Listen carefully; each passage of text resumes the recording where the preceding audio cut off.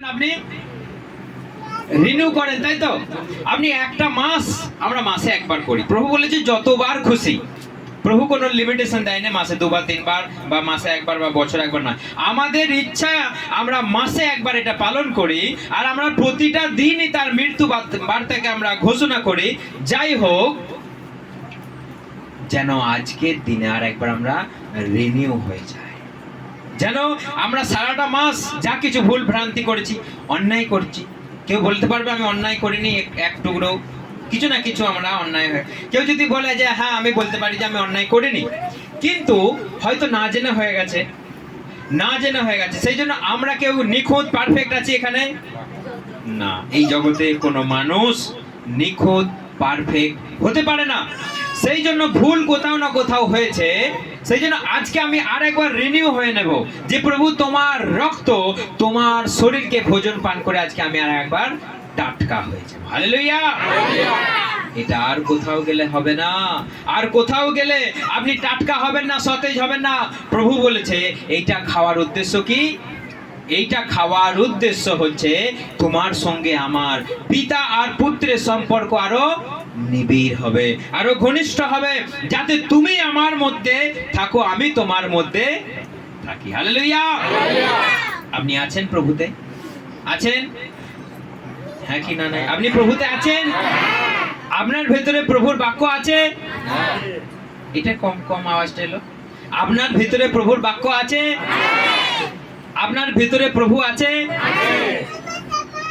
সেই জন্য যখনই আপনি প্রভুর শরীর আর প্রভুর রক্তকে ভোজন পান করবেন, আপনার ভেতরে প্রভু থাকবে, আপনি প্রভুতে থাকবেন, মিলেমিশে একাকার। হালেলুয়া। সেই জন্য আমরা বিলীন হয়ে যেতে চাই তার সঙ্গে। আমাদের সঙ্গে তার সম্পর্ক ছাড়া ছাড়া নয়, আমাদের সঙ্গে তার সম্পর্ক ছাড়া ছাড়া নয় যে তার আজকে মুখ দেখিনি বা তার সঙ্গে আজকে কথা বলিনি, এমন নয়। আমরা প্রত্যেকটা দিন সকালে তাকে ডাকেন, সবাই প্রত্যেকটা দিন সকালে তাকে স্মরণ করেন, রাতের বেলা শুতে যাবার সময় স্মরণ করেন। সেই জন্য আমাদের সঙ্গে তার সম্পর্ক কেমন? প্রতিটা দিন আমরা তাকে স্মরণ করি, তার বাক্যকে আমরা ধ্যান করি, তার কথা তিনি আমাদের জন্য কি বলেছেন আমরা ধ্যান করি। সেই জন্য এখানে বলছে তোমরা যতবার তোমরা এই পাত্র থেকে পান করবে, তোমরা এটা কি মনে করবে? প্রভুর রক্ত। দেখুন আমরা আরেকবার পড়ি, 23 থেকে আমরা পড়ি। কারণ আমি প্রভু থেকে এই শিক্ষা পেয়েছি এবং তোমাদেরকেও দিয়েছি যে প্রভু যীশু যে রাত্রিতে সমর্পিত হন, সেই রাত্রিতে তিনি রুটি নিলেন এবং ধন্যবাদ দিয়ে ভাঙলেন ও বললেন, এটা আমার শরীর, এটা তোমাদের জন্য, আমাকে স্মরণ করে এটা করো। সেইভাবে তিনি খাওয়ার পর পান পাত্রে নিয়ে বললেন, এই পান পাত্র আমার রক্তের নতুন নিয়ম, তোমরা যতবার পান করবে আমাকে স্মরণ করে এটা করবে। ঠিক আছে, তিনি শত্রু হাতে সমর্পিত হবার আগে রাত্রির বেলাতে তিনি আমাদের জন্য এই নিয়ম করলেন যে আমার দিনক্ষণ শেষ, আমি চলে যাচ্ছি পৃথিবী ছেড়ে, সেই জন্য তোমাদের জন্য আমি একটা নতুন নিয়ম করে দিয়ে যাচ্ছি। Hello, hallelujah. শোনা যাচ্ছে?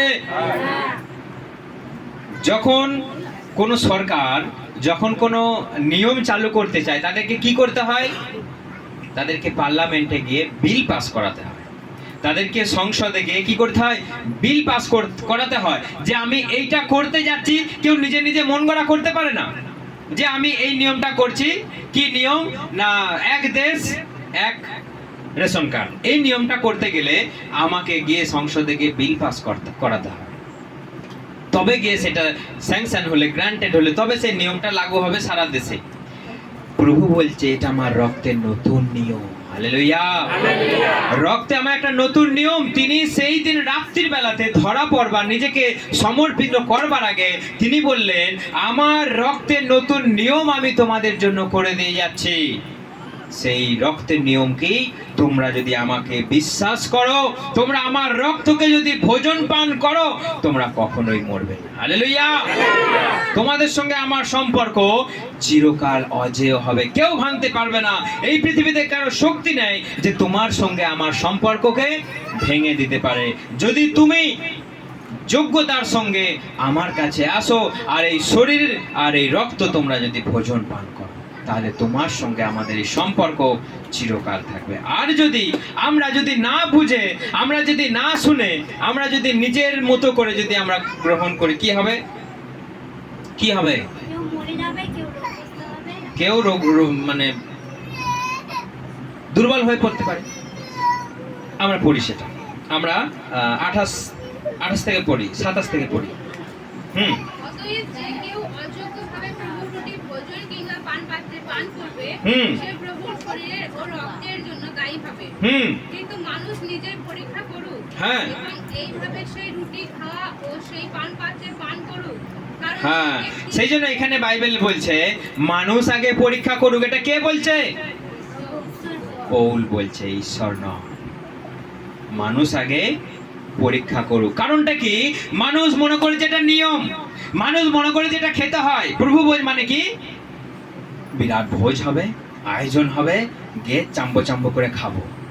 মানুষ কি মনে করে? ওখানে গেলে রুটি খাবো আর আঙুরের মিষ্টি রস খাবো। মানুষ মনে করে যেটা প্রভু ভোজ, গেলে আমি খাবো খাবো খাবো। কেউ কেউ বাড়ি থেকে না খেয়ে চলে এসেছে, কেউ কেউ বাড়ি থেকে না খেয়ে চলে এসেছে, ওখানে গিয়ে তো আমি খাবো, পেট ভরে রুটি খাবো। সেই জন্য পৌল রেগে গিয়ে বলছে, এটা সেই খাবার, পেট ভরার খাবার নয়। এটা গিয়ে তুমি সে হাম করে খাবে, এটা সে খাবার নয়। প্রভু ভোজ মানে তিনি তার শরীরকে আমাদের জন্য দিলেন। আমরা জাস্ট মনে করে তাকে খাচ্ছি, আমরা তাকে স্মরণার্থে খাচ্ছি। যে কি খাচ্ছি না, এইটা সেই শরীর খাচ্ছি যেই শরীরটা তিনি ক্ষত বিক্ষত করেছিলেন। যেমন রুটিটাকে আমি ভাঙছি, দিয়ে টুকরো টুকরো করে দিচ্ছি। আপনি চিন্তা করুন, তার শরীরটা একদিন টুকরো টুকরো হয়েছিল। তাকে যখন চাবুকের আঘাত মারছিল, তার শরীর থেকে চামড়া, মাংস, রক্ত ছিটকে পড়েছিল। হালেলুয়া। তাহলে আমি এখানে রুটি খেতে আসিনি। সেই জন্য এখানে পৌল বলছে, তুমি কি এখানে গিলতে যাচ্ছ? না, এটা গিলার জিনিস নয়, এটা তাকে স্মরণ করবার জিনিস, এটা তাকে মনে করবার জিনিস, এটা তার সঙ্গে নতুন সম্পর্ক স্থাপনের জিনিস। সেই জন্য তুমি এটা খাবার জন্য নয়, এটা তুমি ধার্মিকতার জন্য। তুমি যদি এটা না জেনে, তার শরীরের মর্ম না জেনে, না বুঝে তুমি গ্রহণ করেছো, তুমি বিপদে পড়বে। তুমি বুঝে শুনে এটা খাও। তুমি সারাটা মাস তুমি প্রার্থনা করলে না, প্রভু তুমি আমার জন্য প্রাণ দিয়েছো, তোমাকে ধন্যবাদ। একবারও বললেন না, প্রভু তোমাকে ধন্যবাদ যে তুমি আমার জন্য তুমি নিজের শরীরের মাংসকে তুমি ক্ষত বিক্ষত করেছো, তুমি গোটা শরীরকে তুমি আঘাত প্রাপ্ত করেছো। এটা আমার জন্য, সমগ্র জাতির জন্য। আমি বলবো না, আমি বলবো এটা আমার জন্য। সমগ্র জাতি বলুক এটা আমার জন্য। হালেলুয়া। সেই জন্য সেটা স্মরণ করবার জন্য এটাই জায়গা। এটা রুটি খাবার জায়গা নয়, এটা ভোজন পান করবার এখন জায়গা নয়, এটা তাকে স্মরণ করবার জন্য। প্রভু আমি পাপ করেছি, আমার পাপ। তুমি শরীর ক্ষত বিক্ষত করে মাথায় চাপিয়ে নিয়েছো। মাথায় যখন কাঁটার মুকুটটাকে চাপিয়ে দেওয়া হয়েছে, একজন এসে সেটা ঠ্যাঙাচ্ছে। কল্পনা করো, চিন্তায় আনো। আমরা চিন্তা করে অনেক কিছু ভাবি, কেউ কেউ চিন্তা করতে করতে হেসে ফেলে, দেখবে। তার মানে কি, তার চিন্তায় একটা হাসির জিনিস এসে গেছে, সে মনে মনে দেখবেন হাসবে। কেউ ভাবে হাসিস কেন রে?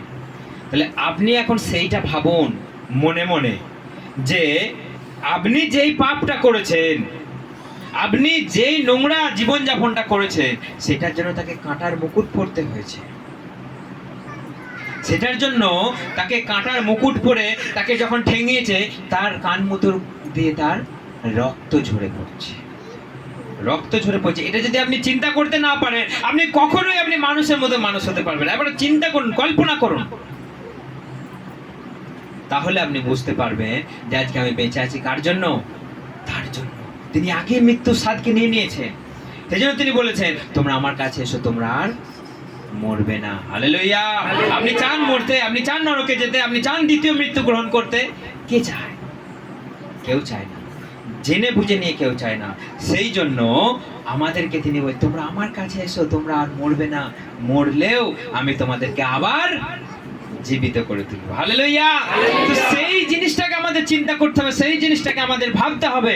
আমি যদি এমনি এমনি জীবন যাপন করি, আগে আমি যেমনি ছিলাম শুধু মজা ফুর্তি আনন্দ আর এই জগতের পেছনে আমি ধাবিত হয়ে ছুটবো, আর আমি তাকে স্মরণ করব না। প্রত্যেকটা দিন সকাল হচ্ছে, রাত হচ্ছে, দিন পেরোচ্ছে, মাস পেরোচ্ছে, বছর পেরোচ্ছে, আপনার সামনে একদিন দুটো সিং নিয়ে এসে দাঁড়িয়ে থাকবে। পারবেন পেরিয়ে যেতে তাকে টপকাতে? শক্তি আছে মানুষের শয়তানকে জয় করবার? আছে মানুষের কাছে? যতক্ষণ না উপর থেকে সেই শক্তি আসছে, সেই উপর থেকে শক্তি আসবে, আপনি অজেয় হয়ে যাবে। আপনাকে কেউ পরাজয় করতে পারবে না। শয়তান আপনাকে নিয়ে ছিনিমিনি খেলতে পারবে না। আপনার মাথায় হাত বুলিয়ে যখন খুশি যেখানে খুশি নিয়ে যেতে পারবে না। আপনাকে নষ্ট করতে পারবে না যদি তার হাত আপনার উপরে থাকে। হালেলুয়া। সেজন্য প্রত্যেকটা দিন তাকে স্মরণ করুন একবার হলেও, যে প্রভু তুমি আমার জন্য মরেছো, তুমি আমার জন্য রক্ত ঝরিয়েছো, আজকে বেঁচে আছি এটা তোমার দয়া, আজকে বেঁচে আছি এটা তোমার দয়া। সেই জন্য আমরা মাসে একবার প্রভুর ভোজকে পালন করি। এটা শুধুমাত্র ছেলে খেলা জিনিস নয়। আঙুরের রস বাজার থেকে কিনে নিয়ে এলাম, বাড়ি থেকে একটা আটা দিয়ে রুটি বানিয়ে চলে এলাম, এটা শুধু আটার রুটি আর আঙুরের রস নয়। আমি যখন আঙুরের রস খাচ্ছি এটা তার রক্ত খাচ্ছি, এইটা মনে করে খেতে হবে। আমি যখন রুটি খাচ্ছি এটা তার শরীর খাচ্ছি বলে আমি খেতে হবে। আর যদি এটা খাচ্ছি তো খাচ্ছি, খেতে হয় তো খাচ্ছি। মাসে একবার খাবো তো ঠিক আছে, একবার খেলে ও কিছু হবে না, আমি গেলে আমি ক্ষমা চেয়ে নেবো, কমপ্লিট হয়ে যাবে না। জীবনকে একবার বিচার করুন, নাহলে আপনি নিজের দায়ে নিজেই পড়বেন। আমার কথা নয়, বাইবেল বলছে তোমরা নিজেদের, আরেকবার আমরা চলতি ভাষায় পড়ি 29টা। যে ব্যক্তি খায় ও পান করে সে যদি তার দেহ না চেনে তবে সে নিজের বিচার অজ্ঞায় ভোজন ও পান করে। এই কারণে তোমাদের মধ্যে হ্যাঁ, যে তার শরীরকে না চেনে, না চেনে মানে কি, সে জানলই না কেন এটা খাচ্ছি, কেন খেতে হয়। তার শরীরটা আমাদেরকে খেতে দিলেন আমরা যাতে চিরকাল বেঁচে থাকি। সারে না জেনে আপনি কি করে আমি খাবো, এটা না বুঝে না জেনে আমি কি করে খাবো, সেই মর্ম যদি আমি না জানি তাহলে আমার ব্যর্থ বলা। কারণ এই জগতে যারা এখন ধনী, এই জগতে যারা আজকে খেয়ে পড়ে বেঁচে আছে, তাদের কি হবে আমি একটু পড়ে শোনাই। আমার সঙ্গে যোহন বার করো সবাই, যোহন 6 অধ্যায়, যোহন 6 অধ্যায়, যোহন 6 অধ্যায় 49।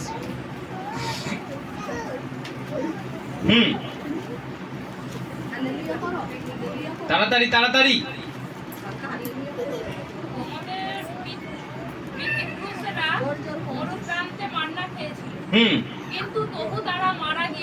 হ্যাঁ, দেখুন তোমাদের পিতৃপুরুষেরা তারা প্রান্তরে মান্না খেয়েছিল, তারা মারা গেল, তারা শেষ।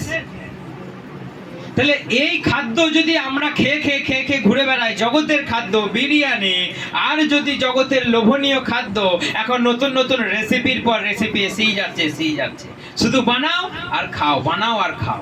তাহলে সেই খাদ্যর পিছনে যদি আমরা ছুটে চলি, যদি খাবার খাবার খাবার, তাহলে কি হব আমরা, কি হব? হ্যাঁ, একদিন মাটিতে মিশে যাব। খাবার আপনাকে নিয়ে যাবে স্বর্গে, নিয়ে যাবে আপনাকে স্বর্গে। কারণ খাদ্য কেবল এই পৃথিবীর জন্য। উপরে যেতে গেলে এই বিরিয়ানির দরকার নাই, উপরে যেতে গেলে আমাদের আত্মিক খাদ্য, ঈশ্বরের মুখ নির্গত প্রত্যেকটা বাক্যই আমাদের আত্মিক খাদ্য। হালেলুয়া। সেই জন্য দেখুন এখানে খেয়েছিল, তারা মরুপ্রান্তরে বলেছিল আমাদেরকে মান্না দাও, আমাদেরকে মান্না দাও। মান্না মানে প্রভু আমাদেরকে তুমি মরুপ্রান্তরে নিয়ে এলে আমরা না খেয়ে মারবার জন্য? তুমি এত নিষ্ঠুর যে মিশরে আমরা কাজ করছিলাম, পরিশ্রম করছিলাম, তারা 2 বেলা 3 বেলা খেতে দিচ্ছিল, আমরা খাচ্ছিলাম, বেঁচেছিলাম, কিন্তু এখন তুমি দাসত্বের হাত থেকে নাম করে বাঁচিয়ে নিয়ে এলে মরুপ্রান্তরে, এখন না খেয়ে মরবো, না খেয়ে মরবো। তারা প্রভুকে বলছে না খেয়ে মরবো, এখন তুমি আমাদেরকে খেতে দাও। প্রভু বলল ঠিক আছে, গ্রান্টেড, আমি তোমাদেরকে আজকে খেতে দেবো। বললো আজকে ভোরবেলায় আমি তোমাদের জন্য খাবার দেবো, মান্না দেবো, তোমরা কুড়িয়ে নেবে। ঠিক আছে, মান্না দিয়ে দিল, প্রভু কুড়িয়ে সব খেয়ে নিল। প্রভু আমরা কতদিন মান্না খাবো? আমাদের মান্না খেয়ে খেয়ে, আমাদের এই খাবার খেয়ে খেয়ে জিভে আর ভালো লাগছে না, তুমি এখন আমাদেরকে মাংস দাও। প্রভু বললো, কি করবো, আমার ছেলে আবদার করছে, আমার ছেলে আবদার করছে, প্রভু কেটিএম চায়, প্রভু আইফোন চায়, প্রভু ল্যাপটপ চায়, প্রভু আমার এরোপ্লেন চায়, তাই দিচ্ছে। কারণ একটাই ছেলে বাপের আছে, কি করবে? আমার সোনার বুট চায়, আমার সোনার জামা চায়, কি করবে? না দিলে আমি বাড়ি থেকে পালিয়ে যাব, না দিলে আমি আর এই বাড়িতে আসবো না, না দিলে তোমার সঙ্গে আমার সম্পর্ক থাকবে না। বাবা বলছে, আমার একটাই ছেলে, কি দরকার?